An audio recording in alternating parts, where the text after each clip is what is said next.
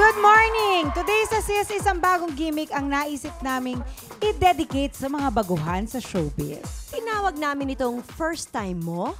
At ito ang tinataya naming magiging sukatan ng tapang ng apog, kapal ng mukha at tatag ng kalooban ng mga bagong salta sa entertainment TV. Pag sinabing sukatan, asahan yung dito lubos na ikatutuwa syempre ng mga bisita namin ngayong araw dahil sila ay dadaan sa mga pagsubok na kailangan nilang malusutan. Isipin nyo nang ito ay trip-trip lang. Pero wala kayong mag-complain. Di nyo rin kami pwedeng daanin sa pa-cute, pa-serious po ito. At si Jelly ako. Diba? Tandaan nyo yan. Tandaan nyo. Relax. Galit, diba? Relax. Simulan na natin ang show today sa pag-welcome sa mga neophytes sa showbiz. Masdan nyo ang mga ngiti nila ngayon dahil mamaya-maya lang mapapalitan niya ng kaba, taranta at kangaragan sa mga ipagagawa namin sa kanila. Okay, children? Papasukin na ang mga bagong biktima. Kontrabida, Jelly. Oo nga ang pangit. Unahin natin Isa Calzado. Yeah. So, Isa, first time mo? Opo, first time kong mag-kissing scene sa harap ng maraming tao nung nag-enter ako sa showbiz. Next. Angel Locsin.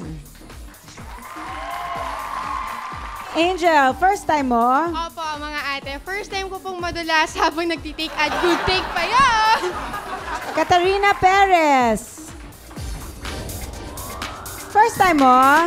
First time ko pong sumayaw ng ayokong gawin at gagawin ko na yon.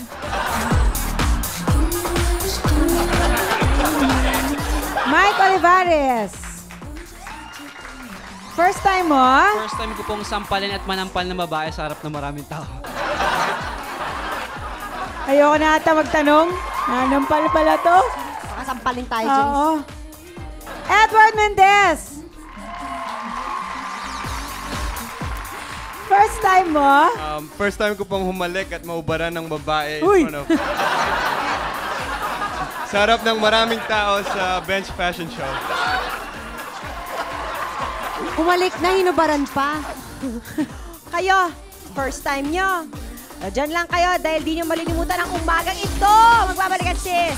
Okay, ngayon naman alamin natin kung bakit nila sinabi ang kanilang mga sinabi kanina. Isa, bakit anong Balita kissing scene ako. ba ito? Oo. At hindi lang daw basta't ganyan. Hindi. Paano yun? Isang kakaibang... Yung first kasi, first time ko makilala si Kogi, first taping day ko sa kung mawawala ka. I had to kiss him, but he was supposedly asleep.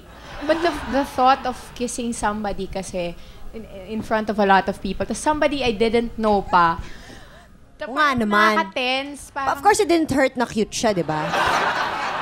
I mean, let's face it. Made it a little easier, Di ba? It actually. made it a little bit easier naman. Pero, Siguro, hindi ka sure. So, ano ba? Nakukitan ba tayo kay Kogi o hindi? ikaw pa naman. Okay. Tas yun. Actually, feeling ko ninervous ka lang kasi baka mapanood ng daddy mo. Actually, di ba? Kinuwento ng daddy mo yun. Tapos ang init-init pa, parang enclosed kasing area. Tapos parang, Claustrophobic. Di bale, maganda naman ang shampoo mo. Mabango ba yung shampoo mo that day? gumamit ko ako ng ganun. Oo. Para pag gano'n mo ng hair, At least mabango. naamoy niya, di ba? So how was it? How did it feel? No, not the kiss lang, but having to do it. Okay. Yung buong scenario, Yung everything, not just that scene every kissing scene, I also did. There Every. were Madami some na. others Yeah. after that. Okay. Yeah. Tapos, every time, nakakailang siya Tapos, pag may Even after nagtatanong the sa second akin, time, even after the second, third time pa. nakakailang siya. Di ka naman hinimatay after. Hindi. Tapos, I also did like a kissing scene with Martin Rivera in his new MTV. Pati si Marty. Yun. Tapos parang, pero ano siya, yung smack lang. Correct. But still, it's still a kiss. Oo. Tapos sabi ko nga, ano ba yan?